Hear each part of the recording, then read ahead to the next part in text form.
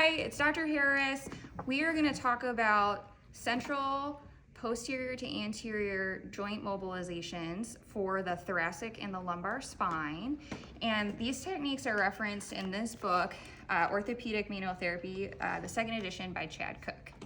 Okay, so we're going to show it on the skeleton first, and then we'll show it on a patient example as well. So the biggest things you want to think about are your bony landmarks so that you can orient yourself to the correct level. So you're going to reference the spine of the scapula, the inferior angle of the scapula, the 12th rib, and the iliac crest to help enhance your palpation skills when you're determining what level you're on the thoracic spine and the lumbar spine. The other thing you want to think about is our primary bony landmarks for the mobilization will be our spinous processes. Now in the thoracic spine, the spinous process lies approximately one level below the vertebral body. So that's also something that you want to keep in your back pocket and in the back of your mind when you're reasoning on what level you want to mobilize.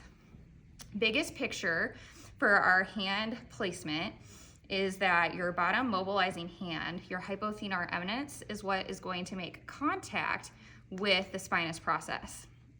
You're going to make contact there and then just allow your hand to relax over your patient's back. You're going to take your other hand and you're going to make a C with your index finger and your thumb, and you're going to wrap your other three fingers around your palm.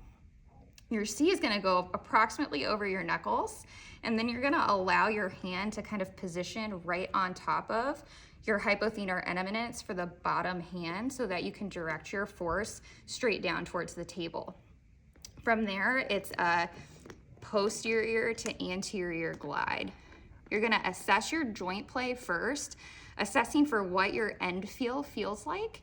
From there, you're going to backtrack to determine your grade 1, your 2, your 3, and your 4.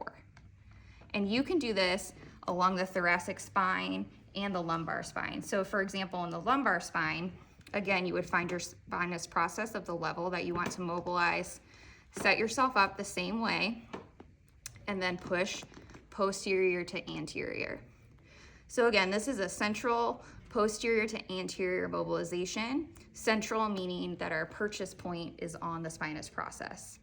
Let's show that on a person next. So I'm going to take the skeleton away, and then we're going to have our patient come to the table. Your patient's going to lie prone. Excellent. Okay, so this is really where your bony landmarks become essential so that you can identify what level on the spine you're at. If you have a table that isn't a high-low table, to maximize your body mechanics, have your patient scoot closer to you. And then if your table is still too high, you're going to grab a step so that you can elevate your body so that your trunk can be directly over your line of force. Okay, same rules apply. You're going to palpate, find your spinous process using your bony landmarks to identify your level. Hypothenar eminence comes on the spinous process. The rest of your hand relaxes. You make your C, wrap your three fingers around your palm and your C around your knuckles. Move your hand a little bit more on top. Keep a slight bend in your elbows, and then apply a posterior to anterior force towards the table. Again, assessing first for how the joint moves, so what we call joint play.